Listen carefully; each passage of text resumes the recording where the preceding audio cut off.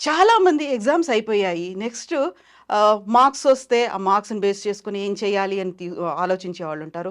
కొంతమంది ముందుగానే ఆలోచనలు పెట్టేసుకుంటారు. నేను యూజీ కోర్స్ ఇచ్చేయాలి, పీజీ కోర్స్ ఇచ్చేయాలి, నెక్స్ట్ ఇక్కడికి వెళ్ళాలి. పేరెంట్స్ మైండ్‌లో మాత్రం ఒకటుంటుంది. నా పిల్లలకి మంచి ఎడ్యుకేషన్ ఎంత అవసరమో, ఎట్ ద సేమ్ టైమ్ మా ఇంటి ఫుడ్ కూడా అంతే ఉండాలి. క్రమశిక్షణ కూడా అలాగే ఉండాలి. ఆ! అండ్ దూరం వెళ్ళిపోవద్దు. ఇంకెక్కడో వెళ్ళిపోవద్దు అనే ఒక ఆలోచన ఉంటుంది కదా! సో, అలాంటి వాళ్ళ కోసం మన తెలుగు రాష్ట్రాల్లో ఉన్నటువంటి యూనివర్సిటీ కోనేరు లక్ష్మయ్య యూనివర్సిటీ, కేఎల్ యూనివర్సిటీ గురించి మాట్లాడుకోవాలంటే వెరీ ఫస్ట్ ఏం చెప్తారు మీరు? 45 ఏళ్ల ఎక్స్‌పీరియన్స్ ఉన్న ఎడ్యుకేషన్ రంగంలో 45 ఇయర్స్ ఓల్డ్ యూనివర్సిటీ. హ్మ్. అంటే 45 ఏళ్ళంటే వాళ్ళ పేరెంట్స్ యొక్క ఏజ్. ఇప్పుడు ఉన్న పేరెంట్స్ ఎవరైతే పిల్లల్ని చేర్పిస్తున్నారో నెక్స్ట్ జనరేషన్. Next generation. అంటే ఎన్ని చూసుంటారు, ఎంతమందిని ట్రైన్ చేసుంటారు, ఎన్ని జనరేషన్‌ని మార్పు తెచ్చుంటారు. ఎంతోమందిని పైకి తీసుకొచ్చిన యూనివర్సిటీ కేఎల్ యూనివర్సిటీ. దాదాపు ప్రైవేట్ కావచ్చు, డీమ్డ్ కావచ్చు, స్టేట్ కావచ్చు, సెంట్రల్ కావచ్చు, ఐఐటి కావచ్చు, ఎన్ఐటి కావచ్చు, త్రిబుల్ ఐటీస్ కావచ్చు. ఇన్ని వేల యూనివర్సిటీలో సెంట్రల్ గవర్నమెంటు ఎవ్రీ ఇయర్ ఇచ్చే ర్యాంకింగు టాప్ 100 లోపు ర్యాంకింగ్ ఇస్తుంది. హ్మ్. పిల్లలకి, పేరెంట్స్‌కి ఒక మెసేజ్ ఇస్తుంది. ఇదిగో టాప్ 100 ర్యాంకులు ఉన్న యూనివర్సిటీస్ ఇవి. మీరు వీటిల్లో మీరు చేరడానికి ఎక్కువ ప్రయారిటీ ఇవ్వండి అని చెప్పిస్తుంది. ఏది దాదాపు 3000, 4000 యూనివర్సిటీస్ ఉన్నాయి దేశంలో. దేశవ్యాప్తంగా. ఇన్ని యూనివర్సిటీలో నుంచి 100 తీస్తారు.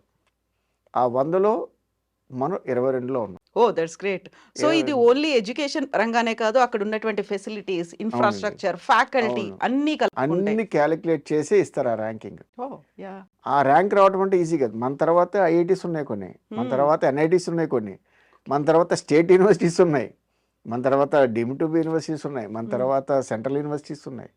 అంటే వాటన్నిటిని తన్నుకొని రావటం అంటే అంత ఈజీ కాదు. హ్మ్.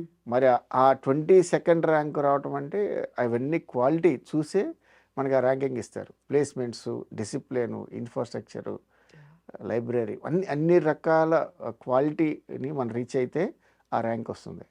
అది ఓహ్! దట్టు తెలుగు రాష్ట్రాల్లో నెంబర్ 1. హ్మ్. మనం ఇచ్చిన ర్యాంకు తెలుగు రాష్ట్రాల్లో ఏ యూనివర్సిటీకి లేదు.